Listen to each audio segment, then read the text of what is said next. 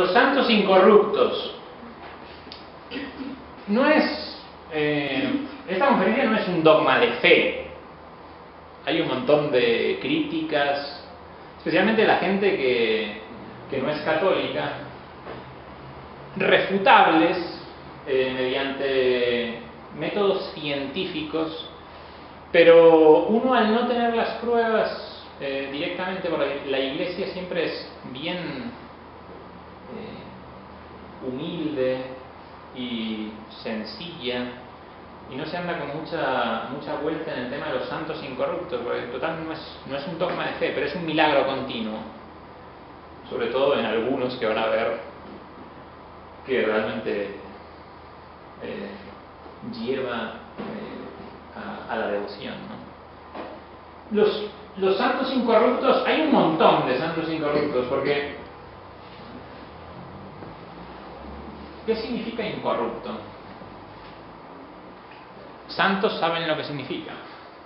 Un santo es una persona a la cual la Iglesia canoniza por el ejemplo de sus virtudes y de su vida en general.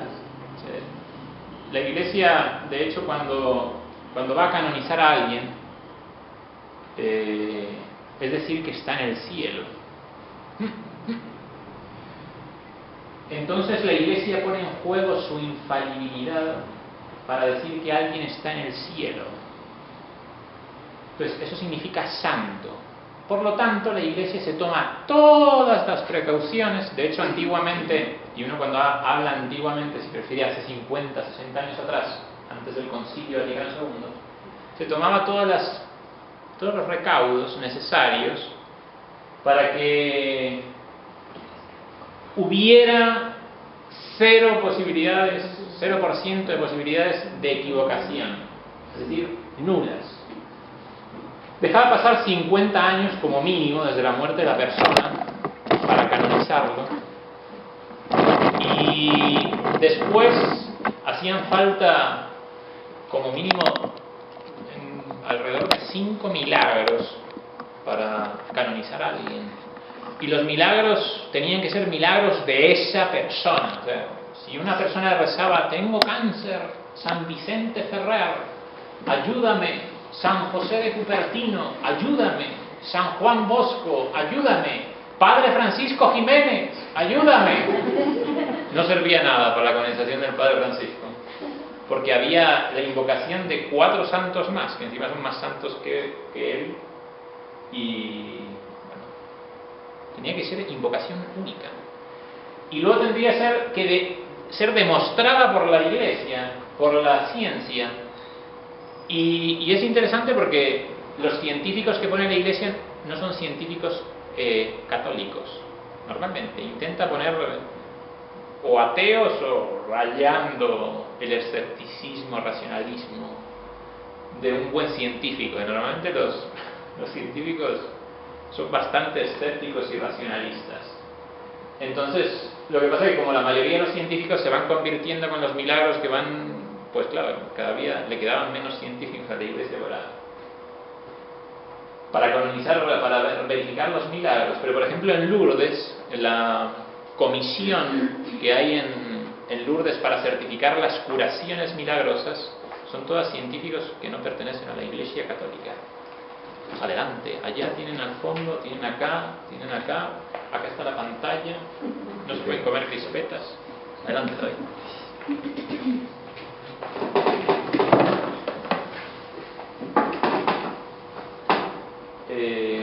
Santísima Virgen. Pero para los santos sí, se tomaba ese cuidado. Pero eso es santo, incorrupto. ¿Qué significa incorrupto? Un cuerpo humano que después de la muerte, porque si ustedes leen a San Alfonso María de Ligorio, cuando habla de preparación para la muerte, describe muy bien lo que pasa cuando uno se muere. Y normalmente siempre sale en el almuerzo de los retiros espirituales, cuando uno está almorzando, por eso es el almuerzo. Entonces uno está comiéndose la sopa con fideos, y de repente, porque los gusanos, y en vez de comerse la sopa con los fideos ahí, uno ya no sabe si son fideos o qué son, y los gusanos y el mal olor, y la familia ya quiere sacarlo de la casa, y la rigidez. Bueno, es un cuerpo humano que después de la muerte permanece sin propiedades de descomposición, ¿sí? A pesar de no haber sido embalsamado o preservado de ninguna manera, porque hay otro medio de hacer incorruptos. Por eso y ustedes se meten en internet, la falsedad de los cuerpos incorruptos. La Iglesia no es la única que tiene los cuerpos incorruptos. Y claro, yo me puedo incorromper como Walt Disney. Walt Disney, no quiero que lo desenchufaron ya, pero está incorrupto. Porque el tipo lo mandaron a congelar. Y claro, pues sí, igual como se murió, ahí está. No, en realidad no se murió. Si se hubiera muerto, se murió después de haberlo congelado. Pero está incorrupto no por causas ajenas a las leyes de la naturaleza, sino que hay algo artificial. Entonces, hay tres tipos de preservación, podríamos decir, de incorrupción. El primero son los cuerpos incorruptos, que son los que nos interesan. Después viene la preservación deliberada por medios científicos, momias o embalsamamiento. Y tercero, la momificación natural. Es muy interesante porque en Egipto hay cuerpos incorruptos. Si ustedes van a visitar a Tutankamón, al museo de Londres, si mal no recuerdo, está en Londres, pues Tutankamón está incorrupto. Lo que pasa es que Tutankamón lo vaciaron por dentro, le pusieron un montón de aserrín y de algodoncito ahí para mantenerlo, le pusieron ojitos de vidrio y todas esas cosas. Claro, así cualquiera está incorrupto, si no le queda nada. Pobre, te queda puro el pellejo. El pellejo Y la momificación natural. Porque, por ejemplo, en el Museo de Alta Montaña de la ciudad de Salta, en Argentina, están las momias del Yuyeyaco. Entonces, son tres momias. Una doncella, una princesa de los incas, o no sé de qué, aquellas civilizaciones antiguas que los españoles aniquilamos, y dos sirvientes, porque eran dos sirvientes, ¿sí? Dos que servían a esa doncella. Y entonces los van turnando, porque como son tan incorruptibles, pues tienen que estar en una cámara frigorífica tremenda, porque los encontraron en lo alto de una montaña a temperaturas bajo cero, no sé cuánto. Los pobres dan un miedo, realmente. No da miedo cuando uno ve la momia así. No sé si ustedes vieron. Hay un cuento muy interesante de Tintín. Tienen que leer Tintín. Si no leyeron Tintín, ustedes no tuvieron infancia. Que se llama Las 7 bolas de cristal. Entonces ahí hay toda una trama de unos arqueólogos que van descubriendo una tumba de una momia. Entonces tenían a la momia ahí en medio de la casa de uno, y la momia se despertaba y era bastante tétrico. Daba miedo realmente, ¿no? Yo nunca lo leí por la noche, ese cuentito de Tintín, porque daba bastante. Pues es la momificación natural. O sea, hay lugares donde unos lo entierran y pues se queda igual, por las condiciones naturales, pero lo explicamos un poquito más adelante. Entonces, cuerpos incorruptos. ¿Qué significa la palabra cadáver? Porque en el curso del ciclo de conferencias también se aprende cultura. Cadáver. Son siglas. En latín significa caro data vermis, es decir, la carne entregada a los gusanos. Eso es lo que significa cadáver. Si ustedes no lo sabían, aprendieron algo más. Entonces, el cadáver, los santos, ahí no está el alma del santo, está el cuerpo. Eso es lo interesante, que se han preservado durante años Y a veces siglos. Porque hay algunos que han durado bastante, ¿eh? Han durado más que en vida. Todavía. Desafiando las leyes de la naturaleza, porque prueben a enterrarse ustedes. Y verán cuánto duran. Sin importar el lugar donde se hayan enterrado, porque hay gente que piensa que no, es que lo enterraron en un ataúd hermético, increíblemente sellado, con oxígeno. No. De hecho, estaba estudiando hoy, porque hay una de las santas que vamos a ver, que le critican que tenía unas incisiones. No, por ahí le pusieron miles de cositas y de líquidos para mantenerla así. Pero es que aunque uno la mantenga a base de líquidos, uno no dura tanto. Ya verán un famoso pronto. Entonces, los cuerpos incorruptos. Siguiente. Siguiente. Preservación artificial. Son aquellos cuerpos que se someten a un proceso químico. En la antigüedad son conocidos los casos de las momias más famosas del mundo. Egipto, acá en América también hay un montón de momias. En esos yacimientos ahí a miles de metros de altura. ¿Qué pasa? ¿Qué? Cuidado. Que si no se nos acaba la conferencia. Son aquellos, en la antigüedad son conocidas las momias más famosas del mundo. En Egipto, como hablábamos de Tutankamón y Amifistófeles y todas esas cosas raras que se guardan allá en las pirámides. Y aquí en América, sobre todo aquí en América, es por el tema de la altura. Es una cuestión de altura y también embalsamamiento, ¿sí? Y por ejemplo el cuerpo de Juan 23, porque a Juan 23 le pusimos más líquidos. De hecho está el estudio de todo lo que le pusieron a Juan 23 en su cuerpo. Y es muy interesante porque es un proceso de momificación. Es un proceso de momificación. No sé si lo tengo acá, pero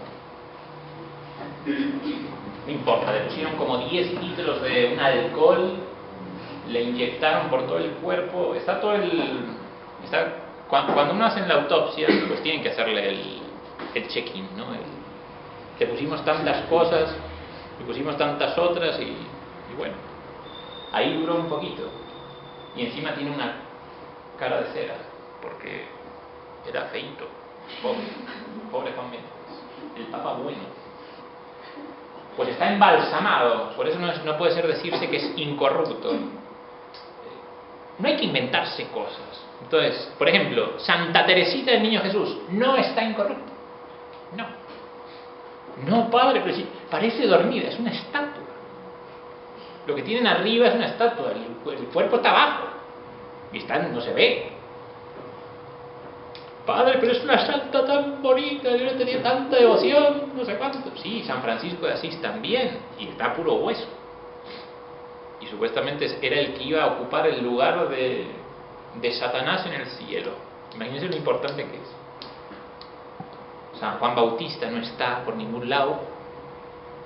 San José, bueno, San José normalmente es devoción, que está en cuerpo y alma en el cielo. Pero hay tantos santos. Los ángeles, por ejemplo, están incorruptos. Entonces tenemos los cuerpos incorruptos, la preservación artificial y la preservación o momificación natural. Son casos en los que el cadáver ha sido expuesto a ciertas condiciones físicas y ambientales, dando lugar al resecamiento del cuerpo. Porque no es una incorrupción la momificación natural. El cuerpo se seca. Es como una pasa. Hace así y se seca. ¿Sí? Ustedes prueben a mover una momia. Cuando ustedes vayan, sean arqueólogos, futuros arqueólogos, ¿sí? Juventud, prueben a mover una momia. A moverle el brazo. Se van a quedar con el brazo en la mano. Porque está seco. En cambio, lo que nosotros vamos a ver ahora están frescos, aunque parezcan que están un poquito desfiguraditos algunos, pero están flexibles. Entonces, se reseca el cuerpo, permanece rígido, así. Claro, ustedes, por eso es un poquito tétrico, pero por eso siempre hay que vestir al hombre o a la mujer que fallece rápido, porque si no se queda rígido y es difícil vestirlo. Es horrible, pero a mí me tocó vestir a un sacerdote que se murió, el padre Ramón Sarmiento, en el seminario. Y la piel acartonada, como cuero curtido, es decir, como los cueros así, de los que se hacen así, acartonada, dura. ¿Qué dice la Iglesia de esto? La Iglesia, como decíamos con el tema de los santos, siempre es cautelosa. O sea, ¿por qué? Porque la Iglesia sabe que hay un montón de gente detrás que intenta como desautorizar las cosas que ella predica, ¿sí? Entonces, Benedicto XIV, en el siglo XVIII, hace un tratado, antes de ser papa, que se llama el Tratado de Canonizationem, el Tratado de la Canonización. Entonces, habla de todas esas cosas que se necesitan en los procesos de beatificación y canonización de los varones de Dios y mujeres de Dios, de los santos. Y deseaba considerar únicamente como extraordinarias, en 2 capítulos sobre la incorrupción del cadáver, dedica 2 capítulos de ese tratado. Únicamente son cuerpos incorruptos aquellos que mantienen la flexibilidad, el color y la frescura semejante a un cuerpo vivo. ¿Sí? Entonces, uno lo toca, está fresquito. ¿Sí? No importa que esté un poquito decolorado o un poquito esquelético, no importa, lo que importa es la frescura. Es decir, un esqueleto no hace así, a no ser el esqueleto de esa película de Pesadilla antes de Navidad o esas películas raras de esqueletos. Un esqueleto no se mueve, ¿sí? Entonces esa frescura es lo que se refiere. La flexibilidad, ¿sí? Lo vamos a ver. Hay un caso que es increíble. Increíble. No se preocupen que no hay videos moviéndose los cadáveres, ¿no? Son puras fotos, ¿sí? El color. Porque todo el mundo dice, no, padre, es que tiene cera en la cara. Digo, discúlpeme, pero a los muertos se los maquilla también. Y hace un día que se murieron. Entonces, un poquito de maquillaje le ponen a los santos, claro. Se les endurece el pelo, por eso San Juan Bosco, ya no estamos saliendo. San Juan Bosco tiene el pelo como medio duro. Es que eso es una imagen, Veremos. Siguiente. Son muchos los cuerpos de los santos que naturalmente se mantienen incorruptos a pesar del tiempo que ha transcurrido de su muerte. Hay algunos que se van secando muy lentamente, pero sin dejar de tener las propiedades, sin tener las propiedades de una corrupción. Es decir, pues no huelen feo, no están duros, fenómenos milagrosos. Yo acá no he puesto todos, ya les digo. Podríamos haber puesto cientos de santos. Pero he puesto los que me parecieron más interesantes, los más representativos. Si alguna de ustedes tiene a su santa patrona o a su santo patrón incorrupto y no lo he puesto, me disculpan. Pero San Francisco Javier lo he puesto, porque es el que realmente más impresiona. Uno de los que más impresiona, pero... Bueno, empezamos. Esto se pone interesante. Santa Inés de Montepulciano. Entonces uno, como hay aquí un personaje que acaba de venir de Italia, uno tenía que decir Santa Inés de Montepulciano. La fecha de nacimiento y la fecha de la muerte. Entonces hay que calcularlo todo a través de esta fecha. Es decir, calcúlenle casi 700 años. 7 siglos. ¿Quién era Santa Inés de Montepulciano? Nace cerca de Montepulciano, en Graziano Vecchio, de una familia muy rica que se llamaba la familia Segni. Ella, dicen los biógrafos, que había nacido para ser esposa de nuestro Señor. De hecho, en su misma cuna ya manifestó el cielo la elección divina con que había sido señalada. En el aposento donde nació aparecieron como estrellas, milagrosamente, como luminarias encendidas, es decir, algo interesante. A los 9 años se retira al monasterio de Montepulciano para servir con mayor libertad a Dios nuestro Señor. Y fue tanto su progreso en el cumplimiento de la Santa Regla, en las observancias monásticas y en el ejercicio de todas las virtudes, de tal manera que brilló mucho su prudencia sobrenatural. A la edad de 15 años fue elegida superiora del convento. Ustedes imagínense, hoy ponemos a una chica de 15 años a manejar un convento y se termina todo. Su humildad, que le hacía considerarse incapaz para desempeñar tal oficio, le hizo renunciar del cargo. No porque no pudiera, sino porque era demasiado humilde. Pero intervino el sumo pontífice, el Papa, y tuvo que aceptarlo con 15 años. Bueno. Pasados 22 años, regresa a Montepulciano, llamada por sus ciudadanos para presidir un nuevo monasterio, fundado por ella en 1306, y que puso bajo la regla de San Agustín, y después de algunos años totalmente bajo la dirección de los dominicos, deseosa de caminar en la perfección bajo la regla de San Domingo. Ahí la tenemos, Santa Inés de Montepulciano. No tiene ni máscara ni nada, es bastante interesante. Al fin, adornada de todas las virtudes, voló a las bodas el 20 de abril del año 1317, canonizada por Benedicto XIII en 1726, es decir, 400 años después.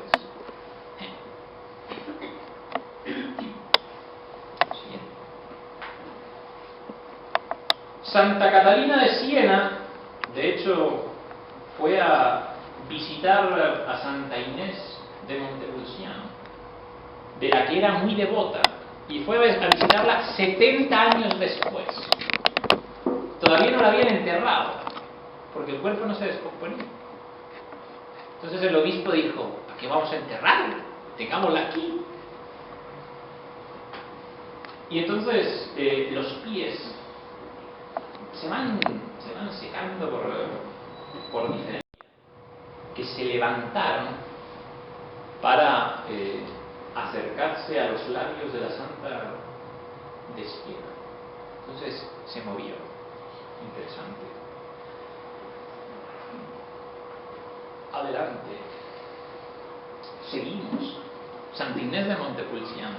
Entonces, San Francisco Javier. Este es un poquito más feíto de ver.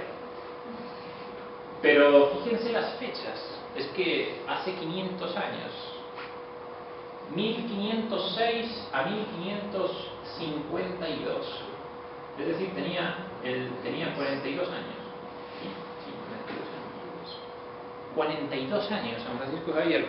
Sacerdote aventurero de la Compañía de Jesús, que nació en Javier. De hecho, Javier es el apellido de la familia, el lugar. Uno cuando va a visitar la casa de Francisco Javier, aparte de la mía, uno tiene que ir al castillo de Javier, porque el papá pues era el conde de Javier, en el norte. Fue uno de los primeros jesuitas, porque fue, si ustedes se acuerdan, que fue aquel a quien le dijo San Ignacio de Loyola: Javier es Javier, ¿de qué te sirve ganar todo el mundo si pierdes tu alma? Porque realmente San Francisco Javier es lo que tiene, aparte de ser el mejor de los santos desde que él nació hasta acá, porque es un pedazo de santo, es un pedazo de santo. Fue a predicar, a evangelizar el Japón, imagínense. De hecho, convirtió el Japón a la fe católica. Durante 11 años de sufrimiento, de oración, llevó la palabra de nuestro Señor a Oriente, a la India, Ceilán y Japón. Sobre todo la India. En la India tenía que pelear con los portugueses porque eran bastante malos católicos, y también pelear con los mismos indígenas de allí. Murió a las puertas de China porque quería meterse en China. Imagínense lo que era. No podía parar de caminar. Y entonces murió a los 46 años. Y fue canonizado 100 años más tarde, en 1662, con San Felipe Neri. De hecho, esa canonización, como pocas que hubo, se canonizaron San Ignacio de Loyola, San Francisco Javier, San Juan de la Cruz y Santa Teresa de Jesús, y San Felipe Neri, ¿sí? Y todos los periódicos de Roma, y a 4 otros santos españoles, los 4 santos más grandes que hay en España. Bien, entonces veamos. De hecho, San Francisco Javier, si ustedes visitan Roma, y si vienen a las conferencias que empezaremos a dar a partir de la próxima, un servidor, que vamos a hablar de las maravillas que hay en la ciudad de Roma, pues en la iglesia del Jesús, en la Compañía de Jesús en Roma, está el brazo derecho de San Francisco Javier, con el que bautizó a miles de personas. Miles de personas. De hecho, se cuenta que como a 10.000 o 10.000 o 100.000 personas, no me acuerdo el número de ceros, en 2 años estuvo en la India. Impresionante. Por eso es el patrono de las misiones. San Francisco Javier. Sí, no era que estaba despellejado ahí ni nada, sino es una de las fotografías ahí de la época. Bien. Ahí está San Francisco Javier. La peculiaridad de San Francisco Javier es la siguiente. Ustedes me van a decir: padre, está bastante quemado el hombre. Lo que pasa es que el santo murió en la costa de China, y entonces el capitán portugués que lo trasladaba a India no tuvo la mejor idea que meterlo en cal viva para que no oliera ni nada. Pero a pesar de estar en cal, porque ustedes prueben a poner a alguien en cal viva durante un día. Ustedes ponen a alguien en cal viva y la cal va comiendo. Se come todo. Se quedan como pocos los huesos, pero come todo. Y ahí está San Francisco Javier. Cambiaron bastante, pues esta es una foto bien actual, ¿no?, que he conseguido. Y si ustedes se fijan, tiene una casulla como la que usamos ahí en la iglesia, y tiene el manípulo. Y es nuevo. un ornamento medianamente nuevo. Entonces, normalmente un cadáver no se le pueden cambiar las vestiduras tan fácilmente. Está en Goa, en la India. De hecho, tiene mucha veneración, los indios tienen mucha veneración por San Francisco Javier. Y el brazo, el derecho, por eso solamente se le ve izquierdo, acá el derecho está un poquito, porque el derecho se lo llevaron para Roma, que también está igual, está un poquito más bien conservado. Siguiente. Santa Rita de Casia. Hay varios, como pueden comprobar. Santa Rita de Casia nace en 1381 en Casia. Tuvo muchos problemas familiares porque ella se casa a los 15 años. ¿Cómo decir? Priora, superiora del convento a los 15 años, y Santa Rita de Casia se casa a los 15 años. Su marido la maltrataba, la insultaba, porque jugaba el marido. Entonces, cuando llegaba a la casa se agarraba con la esposa. Tuvo 2 hijos que, pues, salieron al papá. Se tornaron bastante malos por las enseñanzas de su papá. Y su marido se murió de una manera violenta, en una riña. Pero por concesión de Dios, por las oraciones de la esposa, pues logró arrepentirse antes de morir. Y también sus hijos murieron. Santa Rita logra ingresar a las hermanas agustinas, donde a la edad de 60 años recibe en su frente el estigma de la compulsión. Por eso Santa Rita tiene esa espinita ahí clavada, ¿no? De la compunción de sus pecados. Una espina de la corona de nuestro Señor atravesó su... Cuando fue beatificada en 1627, su cuerpo fue encontrado en el mismo estado en el que estaba en el momento de morir. De hecho, este hábito que tiene es el hábito moderno de las hermanas. Lo cambiaron y se lo cambiaron. Normalmente las tocas eran un poquito más larguitas y el resto no es tan inmodesto. pero se lo cambiaron, sí. Entonces, imagínense, cambiárselo después de tantos siglos, pues tiene que estar igual el cuerpo, igual de flexible. De hecho, cuando lo fueron a sacar, su cuerpo había cambiado de posición a lo largo de los años. Era como si estuviera incómoda de un lado y se acostaba del otro y se movía.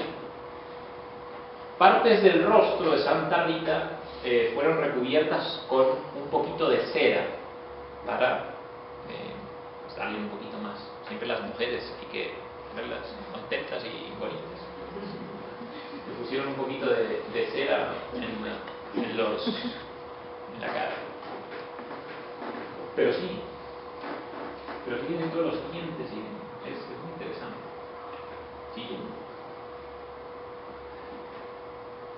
Beata Ana María Taigi. Esa también está en Roma. ¿Sí? Si uno va a Roma y no va a ver a la Beata Ana María Taigi, es un pecador. Un pecador. Yo la vi increíblemente, porque yo no sabía ni que existía. Es madre de familia. Es interesante, para que luego las madres de familia digan que todas las santas tienen que ser monjas. Madre de familia. De hecho, ella se casa a los 20 años con un hombre trabajador, serio y buen cristiano, según los preceptos del catolicismo, pero bastante bruto, el pobre, y colérico, por lo que su esposa pues tuvo una gran prueba de paciencia que soportar, por ese carácter agrio. Tuvieron 4 hijos, de los cuales 3 murieron siendo muy chiquitos. De hecho, en 1802 es recibida públicamente en la tercera orden de los trinitarios. Por eso tiene el escapulario de la orden trinitaria, que son redención de cautivos. Mujer muy piadosa, seguidora del Evangelio. Su marido tiene una frase muy interesante que dijo de ella. Habría que decírsela a todas las mujeres tradicionalistas que se casan o que no se casan. Habla de Dios sin ser fastidiosa, como lo son muchas devotas. Muy interesante la frase.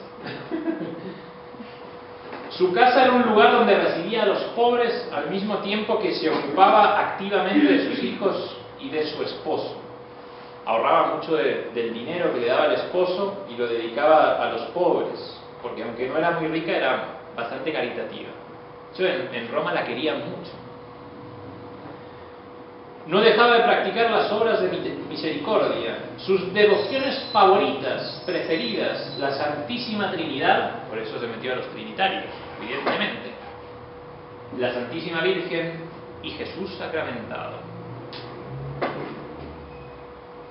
Durante muchos años, cuando oraba en la capilla, tuvo frecuentes visiones. Lean las visiones completas de Ana María Taigi. Son muy interesantes, para los tiempos que nos toca vivir. Se dice que predijo la caída y la muerte de Napoleón Bonaparte, porque ella era visionaria, pero no se lo contaba a nadie salvo al confesor. No es como hoy que todos los visionarios salen en la radio, en la televisión y en todos lados, contando sus visiones. Pero son visiones particulares. No se la cuenta al cura y el cura verá si le dice escríbalo o no. Dios se manifestaba en Ana María donde ella se encontrara. Le decía, déjame, no es que tengo cosas que hacer, soy madre de familia.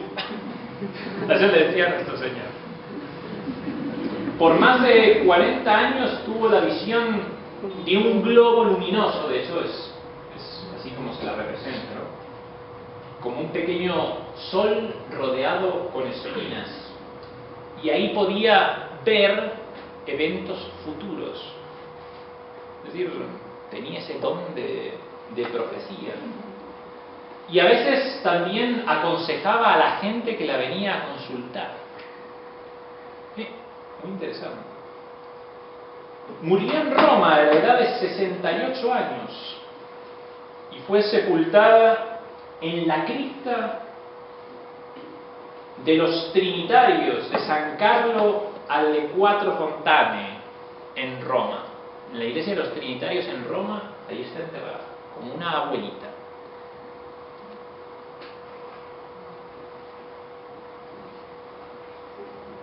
Yo la he visto y no es una muñeca.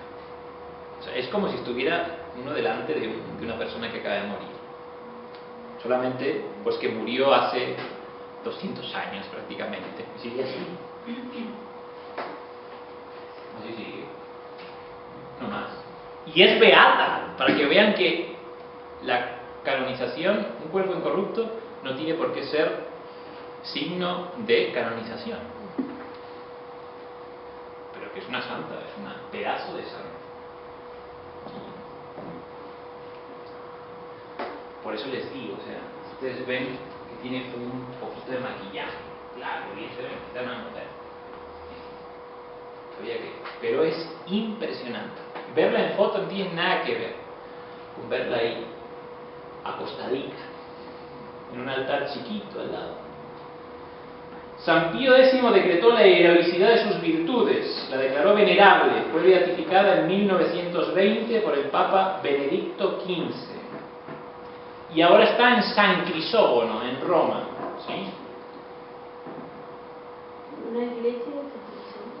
La iglesia de San Crisógono, en Roma. Sí. Siguiente.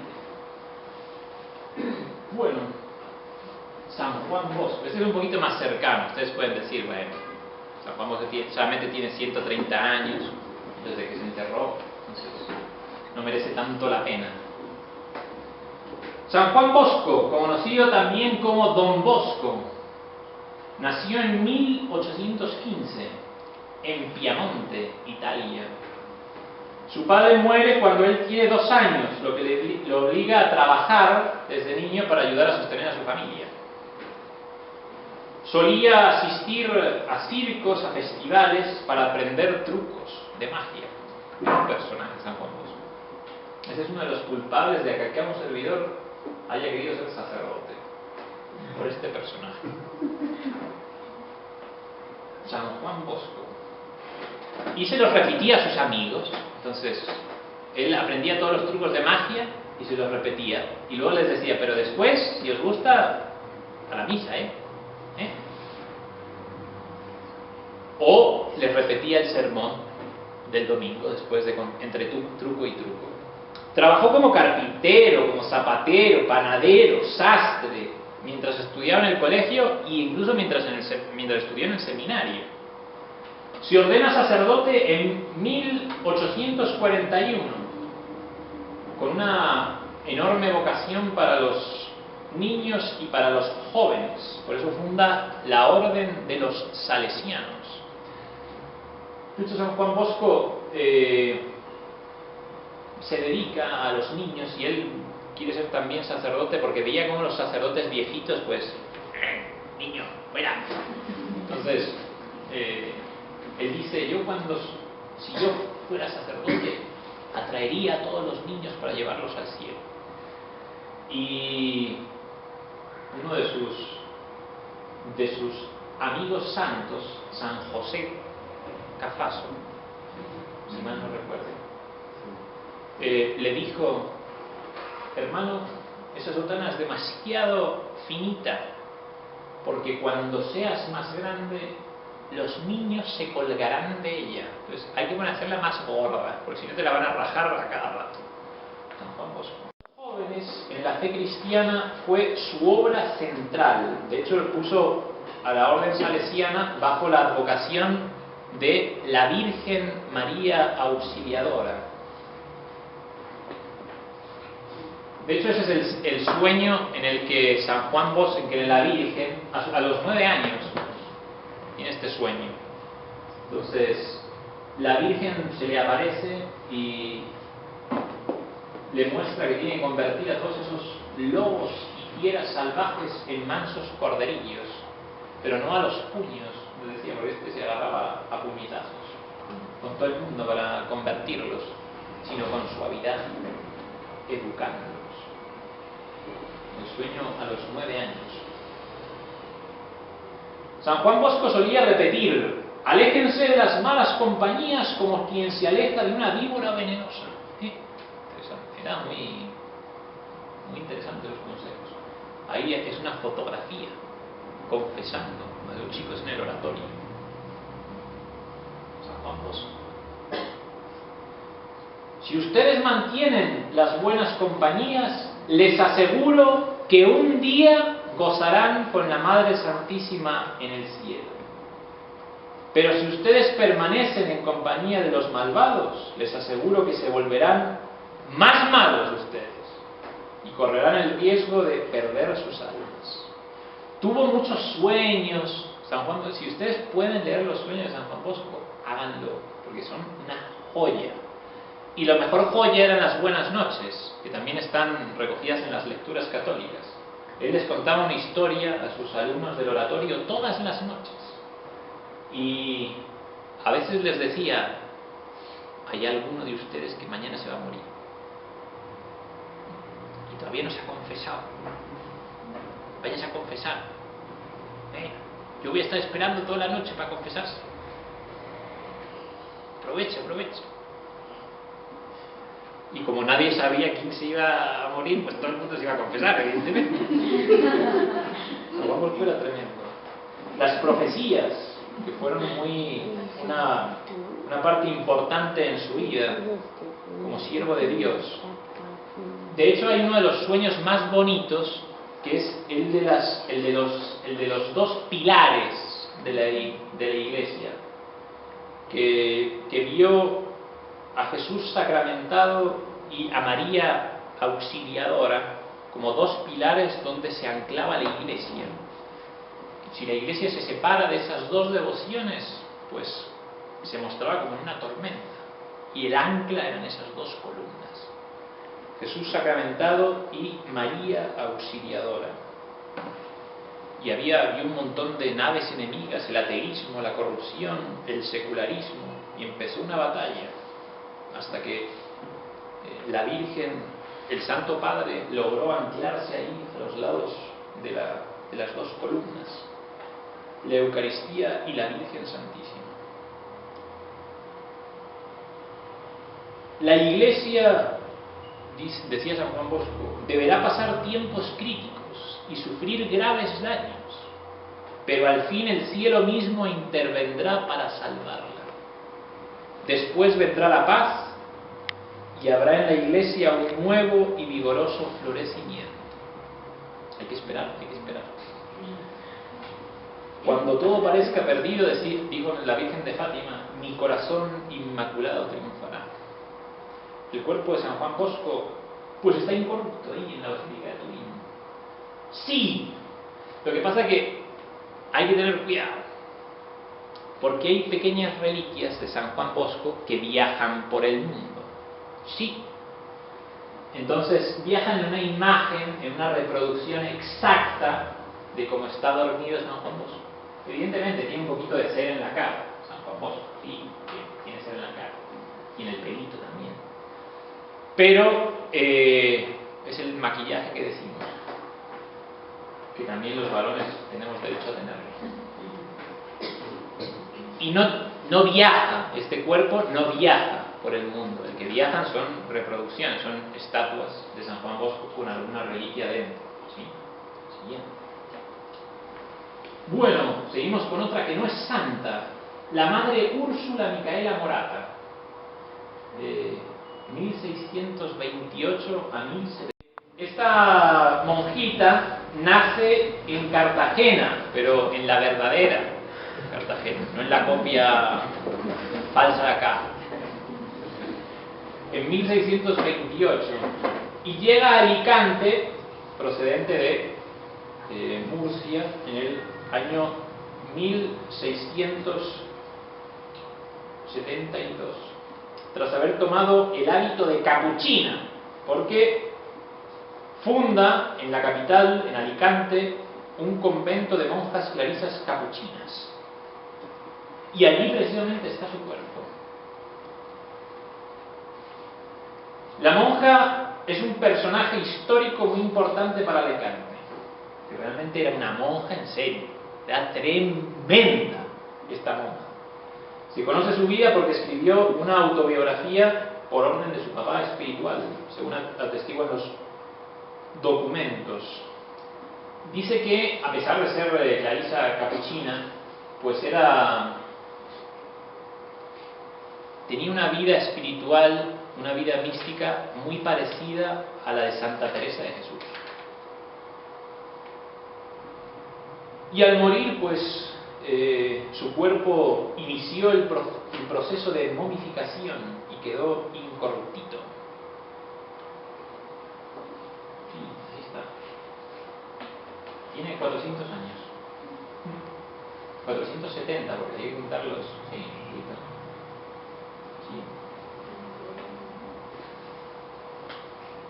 La Madre Úrsula Micaela Morata. Lo más increíble es la cara. Acá están los de la, ¿cómo se llama? Que fueron a hacerle un estudio, precisamente los de la CIA o no sé qué cosas, que fueron a hacerle estudios, porque como estos son más incrédulos que no sé qué, que fueron a hacerle estudios y ahí le movieron y vieron que tenía incluso hasta las arterias por dentro. Muy interesante. Sí, muy bien. Siguiente. Entonces, la cara, pues esos son los piecitos. Siguiente. La mano, siguiente. La cara. La cara parece como si tuviera una máscara, pero no tiene nada. Es impresionante. Es impresionante. Es como si estuviera dormidito durante 400 años. Pobre, durmiendo. De hecho, pasó varias guerras. La guerra de sucesión, la guerra civil española. Cuando le cambiaron el hábito, acá aparecía como si hubieran agarrado con una cuerda y lo hubieran arrastrado. Entonces, porque los comunistas durante la guerra civil parece que la agarraron, le pusieron una soga y la arrastraron por las calles. ¿Sí? En los cuadernos que se conservan en el convento, la monjita esta, personaje y fundadora, cuenta sus vivencias y cómo cuentan también documentos de la época en que vivió, cómo se bilocaba, es decir, cuando estaba en dos lugares al mismo tiempo. Muy interesante. Está en proceso de canonización. Siguiente.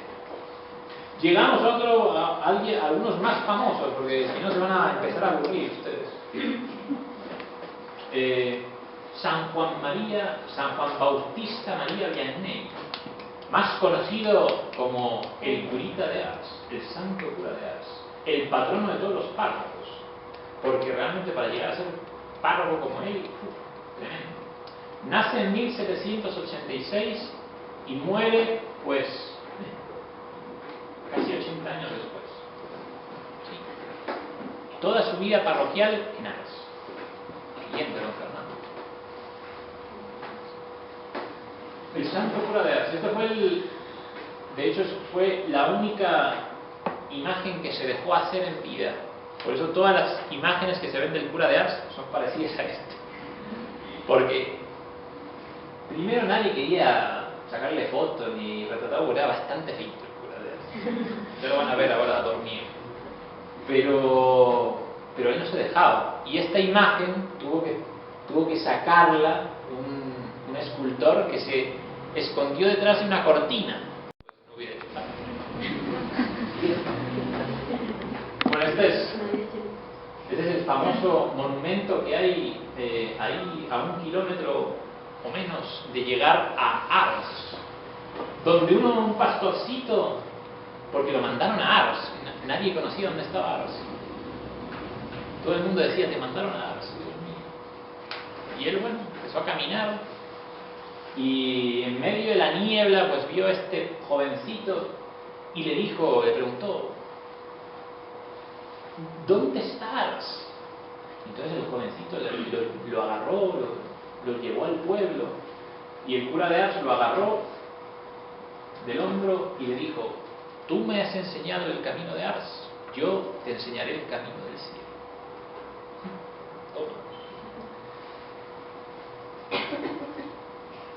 De hecho, el cura de Ars es el patrono de los párrocos, pero pobre, nadie lo quería. El obispo no lo quería, por eso lo mandó a Ars. Si hubiera sabido lo que estaba mandando a Ars, hubiera mandado una parroquia más grande. No sabía estudiar. Claro, como todos los buenos curas. No es que no le gustara, no es que no pusiera empeño, sino porque pues no le entraban las cosas, los latinazos de la época. Y se cuenta de él que, porque ya que vamos a ver el cuerpo, siempre es bonito contar alguna anécdota, que cuando el obispo estaba tomando exámenes a sus compañeros para ordenar sacerdotes, él estaba muy nervioso.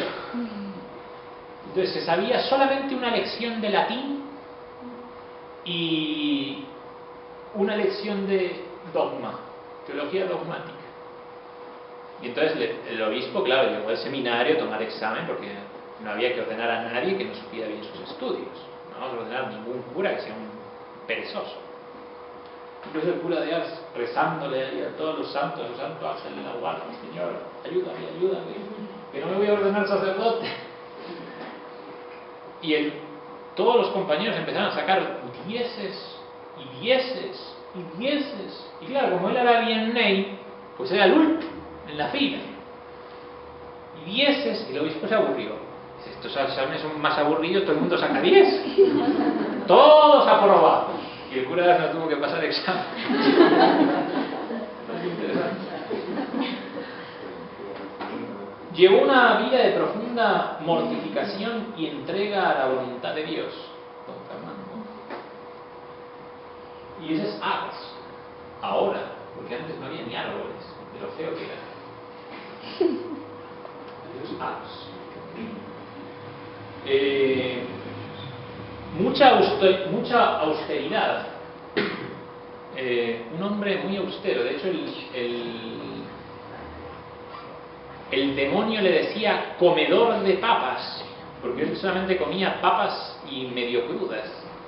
Decía, cerdo comedor de papas. Era tremendo el diablo. Bueno, si ustedes leen el libro de Trochu, del santo cura de Ars, pues es bonito porque él cuenta, hay todo un capítulo de los ataques del demonio. Y el demonio una vez le prendió fuego a su habitación. Estaba tan furioso que le prendía fuego a la habitación. Y cuando llegó y vio la habitación en llamas y su cama ardiendo y todo, pudo quemar la jaula pero no al pájaro. Encima el cura de Ars lo pinchaba el diablo, y le movía la cama y un montón de cosas. Debía ser bastante santo porque a mí nunca me movió la cama.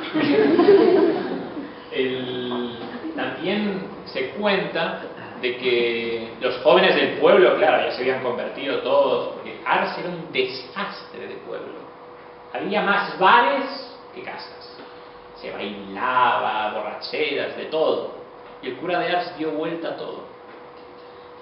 Ars parecía un pueblo convento. Impresionante. Y los jóvenes, claro, ya se enfervorizaron. El grupo de jóvenes de San Pío X. No, de San Pío X no, todavía no es. Reverendo Vianney, del diablo. Entonces cuentan los jóvenes que estaban desde la iglesia viendo a ver cuándo llegaba el diablo, desde el campanario de la iglesia. Y que todas las noches veían una bola de fuego que se aparecía desde los montes y iba directamente contra la casa del cura de Ars. ¡Bum! Y claro, empezaron a temblar todos. Otra vez estaban haciendo guardia en la casa cural, cuando ya se atrevieron a acercarse un poquito más, porque antes cuidaban desde la iglesia. Se acercaron a la casa cural y empezaban a escuchar como si se acercara un ejército a caballo. Y claro, se pegaron un susto y se fueron corriendo. Y lo dejaron solo. Me dejaste solo, decía el día siguiente. Me dejaste solo. Murió el 4 de agosto de 1859. Las multitudes lo amaron como la imagen viva del sacerdote que busca en forma permanente el corazón de Jesús. Atendía el confesionario por 16 horas al día, estimándose que confesaba a 20.000 personas al año. Echen cálculos. Y a veces eran confesiones que te las regalan, Las confesiones de vida y los retiros de acá, una arvejita al lado de las confesiones y encima te adivinaba los pecados, porque si tú no les contabas todo, pues te decía, ¿no te olvidas de algo? ¿Qué hiciste allí en aquel pueblo? Contaba los pecados. Impresionante. Cura de Ars. Bien. Está incorrupto. Está incorrupto, sí. Cura de Ars. Incorrupto. Solamente tiene una pequeña mascarita de cera, pero no es una máscara que se pone así, sino que es un toquecito de cera, ¿sí? Porque si ustedes ven las manos, por ejemplo, sí. El cura de Ars, por eso el cura de Ars. Lean la vida de los santos, muy interesantes. El Padre Pío, Padre Pío, hablando del cura de Ars, otro personaje, el Padre Pío. El Padre Pío de Pietralcina. No, está mal. nació en el 1887. Sí, realmente. Murió. No, nació en 1887 y muere en 1968. No, 68, sí, 68. Francesco Forgioni, se llamaba el Padre Pío, para los que no lo sepan. Nace en Pietrelcina, en el año 1887, de padres muy pobres. Y él mostró desde muy chiquito grandes actitudes de virtud y de penitencia, especialmente. Pero era bastante enfermito, Padre Pío. Tenía una salud bastante frágil. Y él quiso ser sacerdote. Entonces nació su vocación con el encuentro que tiene con un fraile capuchino que pasaba por su casa pidiendo limosna. Para que vean lo bueno que es pasar por la casa el cura. Su papá tuvo que emigrar a América para pagar sus estudios a Estados Unidos y a Argentina. Desde su niñez sufrió los llamados ataques, encuentros demoníacos que lo acompañaron desde toda la vida. Amigos, vecinos testificaron que en más de una ocasión le vieron pelear con su propia sombra. Tremendo. Desde chiquito. Imagínense de grande. El 6 de enero es aceptado, del 1903, es aceptado como novicio en el convento de Morcone. La vida en el noviciado fue muy dura, llena de ayunos, mortificaciones, pues que influyeron ahí en el espíritu de los novicios, porque el hábito sucio, huelen mal, porque son unos pedazos de santos y de monjes tremendos. De hecho, los capuchinos, por ejemplo, no pueden tener nada. Si ustedes llegan y les dicen, padres, quédense acá en Colombia, les regalo una casa, se tienen que ir corriendo, porque no pueden tener nada propio. No, préstenosla un ratito, un tiempito. En 1904 termina su noviciado, pronuncia sus votos temporales. En 1910 consagrado sacerdote, y en 1916, en el tiempo que permaneció con su familia desde su ordenación por problemas de salud, pues ahí es cuando dice haber recibido los estigmas, que acá por ejemplo se ven. Fue tremenda la persecución del Padre Pío por parte de la Iglesia misma. Es lo que más famoso que hizo el Padre Pío, los estigmas, llamados pasionarios, porque tenía 5. Tenía 6, 2 en las manos, 2 en los pies, el del costado de la lanza de nuestro Señor y el del hombro de la cruz. Su sangre tenía como un olor a flores, y la noticia pues que tenía los estigmas se extendió rápidamente, y muy pronto miles de personas acudieron a San Giovanni Rotondo para verle, para besarle su mano. Y ahí está Monseñor Lefebvre, el Padre Pío besando la mano de Monseñor Lefebvre. De hecho, en el encuentro que tuvo, esto era yendo para el concilio, si mal no recuerdo, en el encuentro que tuvo, Monseñor se arrodilló y le dijo que le diera su bendición, y el Padre Pío poco más y le dio una patada, porque tenía una... se acordó que era obispo, entonces le dijo, Monseñor, usted es el obispo, y él fue el que se arrodilló. Monseñor Lefebvre le dio la bendición. Ante la fama del Padre, la Santa Sede envió a investigar a una celebridad en materia de psicología, sacerdote Agostino Gemelli, franciscano. doctor en medicina, fundador de la Universidad Católica de Milán y amigo del Papa Pío XI. Cuando el padre Gemelli se fue de San Giovanni, publicó un artículo en el que afirmaba que los estigmas eran de origen neurótico. Es decir, que estaba chifladito. Y el Santo Oficio se valió de la opinión de este psicólogo e hizo público un decreto el cual declaraba que no se constata la sobrenaturalidad de los estigmas del Padre Pío. ¡Ay! A él no le importó. Todo lo contrario, mejor. En los años siguientes hubo 3 decretos más. El último fue condenatorio, prohibiendo que se lo visitara o mantener alguna relación, incluso por carta, con él. Como consecuencia, el Padre Pío pasó 10 años aislado del mundo exterior.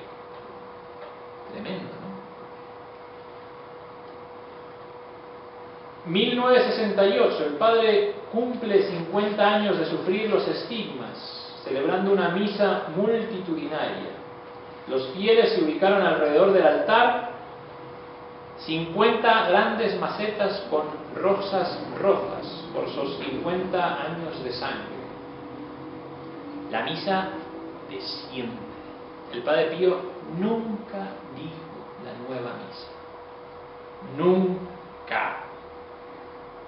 De hecho, hay un video en YouTube que estábamos el otro día viendo con Mauricio, que decía la misa extraña del Padre Pío. Y claro, la misa extraña porque es la misa tradicional. nadie entiende, el chico que lo publica no entiende qué está haciendo el Padre. Una misa extraña del Padre Pío. La misa tradicional, de espaldas. Lo que pasa que ustedes tienen que tener en cuenta que muchas veces se ve al Padre Pío de frente. ¿Por qué? Porque es un monasterio. Los monasterios tienen una parte, el sacerdote da la espalda a los fieles, pero da la cara a los monjes, que están en lo que se llama las sillas conventuales. Por los 4 costados tiene lugares. Entonces por eso le sacan fotos de frente, no porque esté diciendo una misa moderna. Bueno, siguiente. 3 días después, el 23 de septiembre, falleció a los 81 años. Su funeral fue tan multitudinario que se tuvo que esperar 4 días para que la multitud de personas pasara a despedirse. Se calcula que hubo más de 100.000 participantes en su entierro. Así está el Padre Pío. ¿Qué año, perdón? 1968, 20 de septiembre. Ahí está el Padre Pío. Tiempo antes de morir, sus estigmas, que había padecido durante 50 años, se cicatrizaron. Y cuando le quitaron los guantes, prácticamente no quedaba ningún signo de los estigmas en sus manos. ¿Qué tal? Bien. El Padre Pío. Ahí está dormidito. Siguiente. Y seguimos.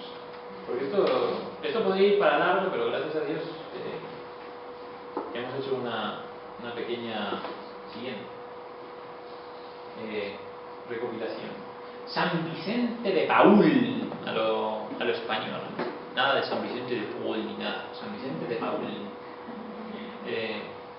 Ahí está con Santa Luisa de Marillac y con Santa Ángela de Tolima. Muy interesante. Sí. Nació de padres muy pobres, 1580, localidad de Puy, en Francia. Ingresa en la Universidad de Toulouse para estudiar teología y allí es ordenado en 1600 sacerdote, a los 19 años. ¿Qué tal, Empezó a misionar, resultando imposible enumerar todo el trabajo que hizo, siendo su caridad la principal virtud que se extendió. Son hermanitas, pero no son monjas. Cuando un grupo de sencillas muchachas atraídas por el carisma de Vicente se pusieron a su disposición, él les dijo: vosotras no sois religiosas, tendréis por monasterio las casas de los enfermos, por celda un cuarto de alquiler, por capilla vuestra parroquia, por claustro las calles de la ciudad, por clausura la obediencia, por reja el temor de Dios, por velo la modestia. Muy bonito, la regla de las hermanas de la caridad. San Vicente, ahí anda, con esos zapatos típicos de la época que se causan tanta gracia. San Vicente de Paul. Siguiente. Merci. Je n'ai pas touché les chaises. No puede tocar eso. Siguiente. San Vicentito. Murió en 1660. Pasamos a la siguiente. Santa Catalina de Bolonia. Nace en Bolonia. Se llama Catalina Pigri. Su papá tenía un puesto importante en la corte gracias a Nicolás III. De hecho, Catalina llegó a ser compañera, dama de compañía de Margarita, hija natural de Nicolás III, y compartía pues sus juegos, su vida así refinada. Gran parte de su tiempo estaba consagrado al estudio de la religión y de la filosofía cristiana, pero era una jovencita bien bailonga. Tomaba parte en los bailes y placeres que la juventud tenía a su alrededor. Era bastante bonita, según dicen los biógrafos. De hecho, ahí no se ve tanto porque tiene la toca de la monja. Tuvo bastantes buenos partidos para casarse, pero sin embargo ella tenía gustos más simples, amaba la soledad y rechazaba obstinadamente el casarse. Cuando su compañera Margarita se casó, ella no quiso seguirla, entonces prefirió consagrar su vida a la oración y a las obras de caridad. Aconsejado por algunos franciscanos, transformó, junto con unas compañeras, su comunidad en un monasterio de clarisas. Entonces Catalina pronuncia sus votos en 1432, es decir, a los 19 años. Fue maestra de novicias, favorecida con visiones, con éxtasis. Una de esas visiones fue la de la Santísima Virgen, que en 1445 le presentaría al niño Jesús, entregaría al niño Jesús. Y también tuvo la gracia de ver a San Francisco de Asís, el que le mostró sus estigmas. Bueno, siguiente. Pasó 7 años en Bolonia y murió en 1463. Enseguida, los milagros se manifestaron sobre su tumba a tal punto que su cuerpo, solamente 18 días después de sus exequias, fue expuesto a la veneración de los fieles. Ahí está sentado. Está sentado. Santa Catalina de Bolonia. Sigue flexible, porque 12 años después de su muerte pudo ser colocada en la posición sentada. Claro, ustedes intenten colocar un muerto, sentar un muerto, intenten colocarlo, me lo cuentan, a los 2 pies. Siguiente.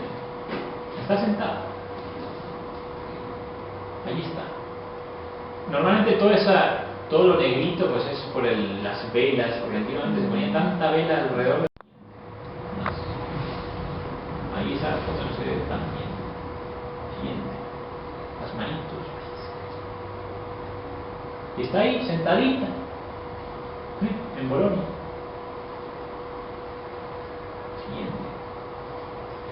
Siguiente. Llegamos a la mejor de todas. Y no molesto más, porque ya llevamos más de 1 hora. Santa Bernardita Subirú. Bernardita nace en Lourdes. ¿Ustedes conocen Lourdes? No, pues se fastidian, porque yo sí.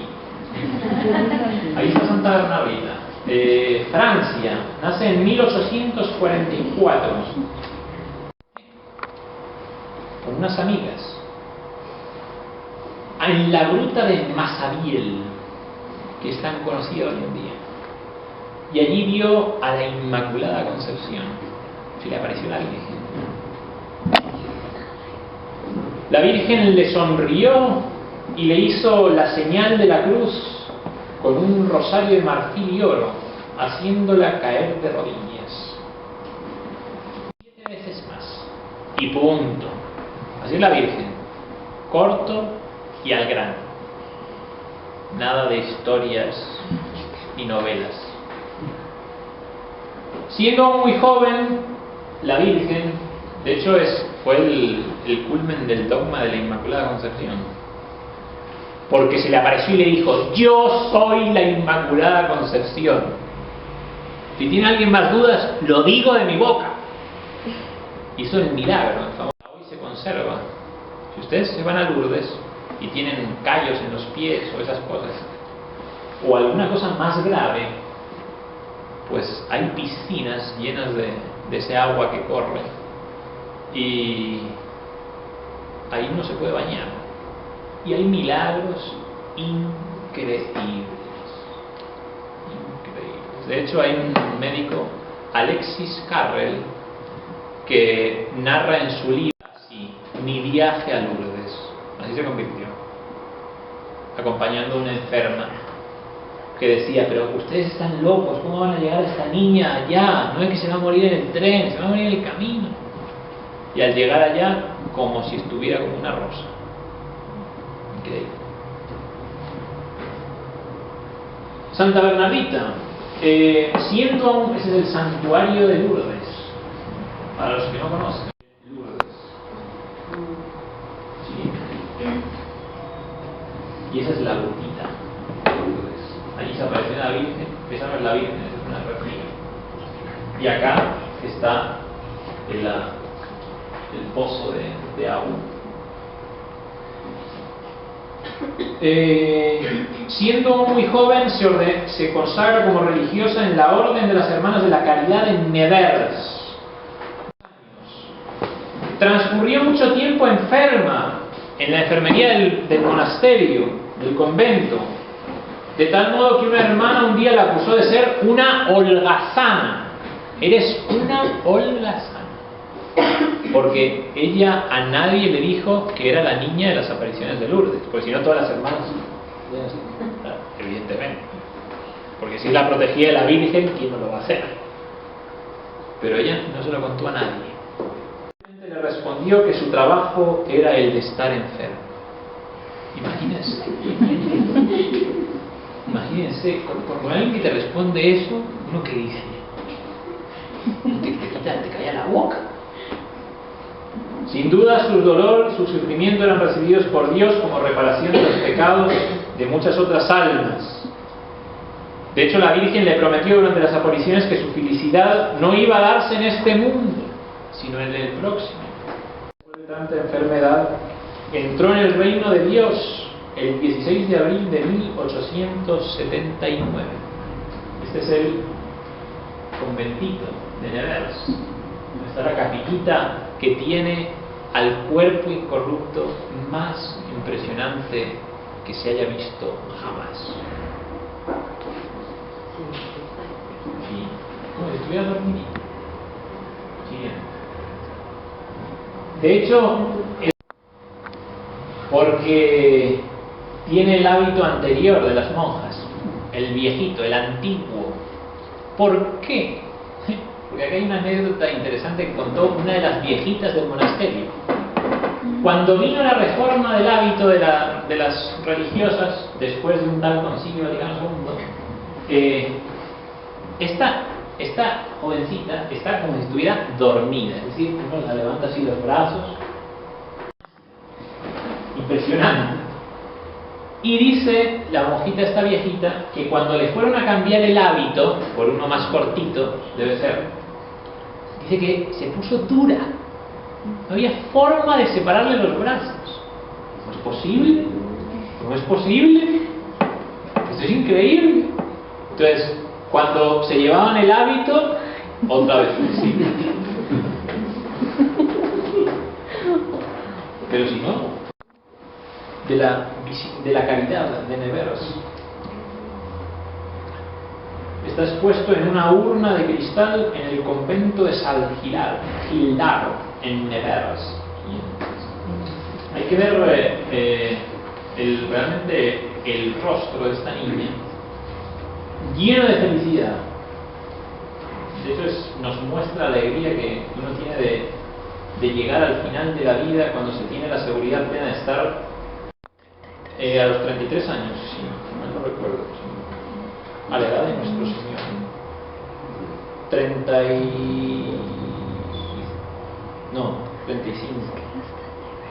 35 años. Mírenla. Interesante. Siguiente. Y terminamos con la beata Imelda Lambertini. Como ustedes pueden ver, pues esta niña se llamaba Magdalena, pero se cambió cuando entró al convento, porque entró al convento. Más o menos a los 10 años se cambió el nombre y se puso el nombre de religiosa Imelda. Siendo pequeñita tenía gran piedad y hacía mártir romana, que también está incorrupta, solamente que está un poquito más desconservadita, porque esa ya es de los primeros siglos, entonces ha pasado bastante tiempo. Pero su más grande deseo era recibir la primera comunión. Recibir la primera comunión. En aquella época se recibía la comunión a los 14 años, como mucho. Y eso que era, si tenías al párroco, si lo comprabas. A los 14 años. Bien. Y entonces, era tal el deseo que ella tenía de recibir la Sagrada Comunión, se la pedía a las monjas. Estaba en el convento, era religiosa y no le daba la primera comunión. Tenía 14 años. Y entonces, a pesar de su vida, ella seguía, aunque no estaba obligada a cumplir todo el requisito, con mucha aplicación. Suplicaba a las religiosas, a su confesor, que la dejaran comulgar, pero ellos la rechazaron porque no tenían la edad todavía. ¿No? Tienen la edad. Cumple 14 años. Y llena de tristeza, un día, en la fiesta de la Virgen María, pues la niña estaba en la capilla rezando con las religiosas. Y en el momento de la comunión, pues como se veía, salió del copón y se fue a posar sobre la cabeza de nuestra pequeñita. Entonces el cura dijo, creo que esto es alguna señal del cielo, ¿no? Tremendo. Entonces cogió la sagrada forma y con la patena y le dio la comunión. Y fue tan grande la felicidad de esta niña que se murió ahí mismo. Cuando la fueron a dejar, estaba muerta a los 13 años, después de recibir la primera comunión. Siguiente. Y ahí la tenemos. Esa es una foto más antigua, porque si ustedes recuerdan, nació en 1320, es decir, hace casi 700 años. Siguiente. Y ahí está como está hoy, en una. Pues ahí está, chiquitita, la niña. Otras.